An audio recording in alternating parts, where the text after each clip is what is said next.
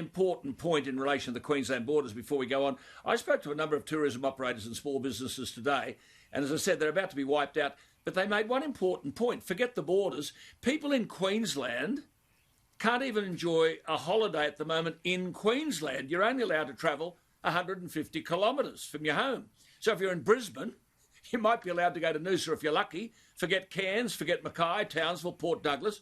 They're all too far away. So not even people in the capital of Brisbane can holiday in their own state. I mean, this is madness, isn't it?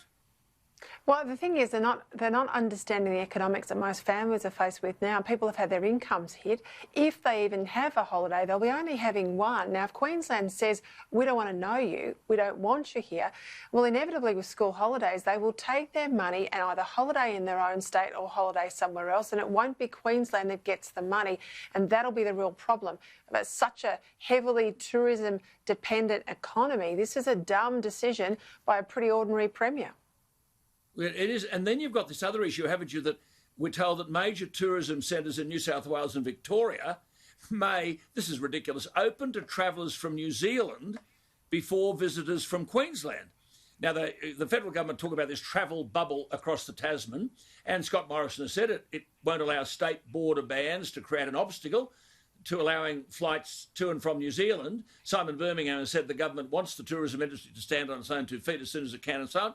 So that means, Peter, we'll be travelling to New Zealand to ski before we can head to Queensland to surf. This is insanity, surely. Yeah, but look, this is just going to hit taxpayers because in the end, when all of these businesses go belly up, they'll be on the dole or they'll be on some sort of support package. The government's already foreshadowed today that they might put something out there specifically for the tourism sector. Well, why not let them actually go to work and earn some money and not just go back on the taxpayer teat, because that's all Palaszczuk is going to do. She's going to send more debt our way, and it's just all about her election campaign. Yes, they're losing. I don't think it'll help the election. She's losing about $55 million a day. Well, now look,